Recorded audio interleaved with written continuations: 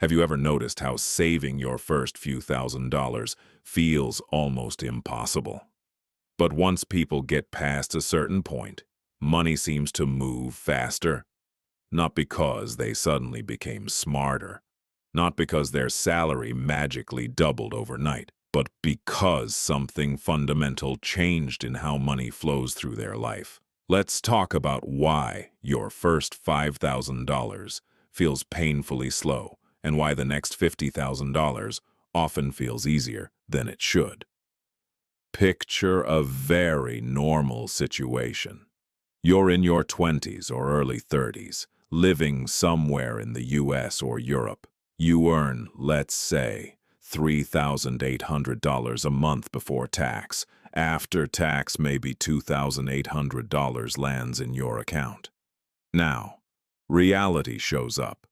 Rent or mortgage takes $1,100. Utilities, phone, internet, another $250. Car payment or public transport, $300. Groceries, $400. Student loan or credit card minimums, $250. Before you've bought anything enjoyable, you're already around $2,300 gone. That leaves about $500. And that $500 doesn't feel like savings money. It feels like pressure money. Because life still happens. A birthday, a repair, a weekend out. A quiet fear that if you don't live a little, you're falling behind socially. So maybe you save $100 this month. Next month, nothing. Then $200. Then an emergency wipes out $600. And suddenly, saving your first $5,000 feels like pushing a boulder uphill, barefoot. Here's the uncomfortable truth most people miss. The reason the first $5,000 feels slow isn't lack of discipline. It's that you're trying to save while financially unstable. Your money isn't flowing forward. It's leaking sideways.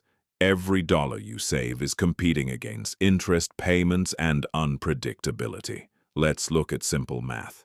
If you have $4,000 on a credit card at 20% interest, $300 monthly car payment, no real emergency buffer, then every saved dollar is fragile. You don't own your savings yet. Your expenses still control it. So when something goes wrong, and it always does, your savings get pulled back into survival mode. That's why it feels slow.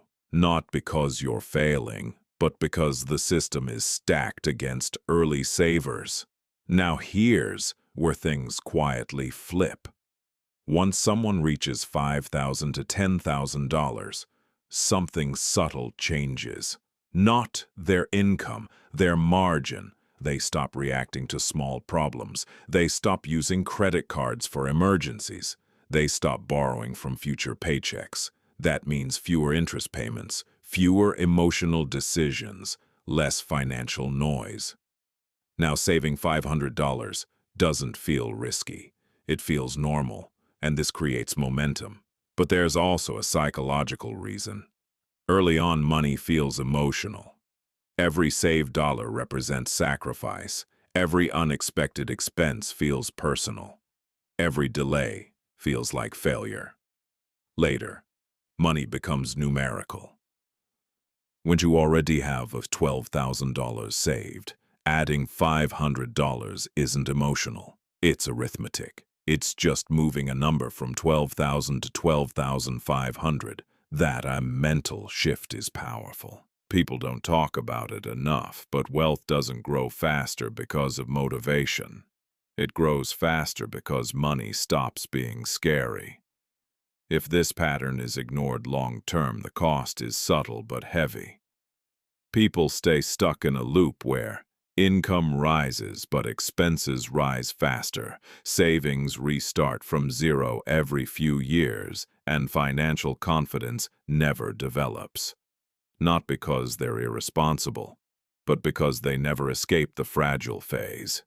Financially intelligent people don't think in terms of How much can I save this month? They think in terms of stability first, growth later. They reduce fragility before chasing progress. They build breathing room before building wealth. Once stability exists, money accelerates almost on its own, quietly, predictably, without drama. So if your first $5,000 feels slow, frustrating, or discouraging, that doesn't mean you're bad with money. It means you're still crossing the hardest terrain. And the fact that it feels hard is actually proof you're seeing reality clearly. No shortcut, no hype, just awareness. If this way of thinking helped you see money a little more clearly, consider subscribing or liking the video.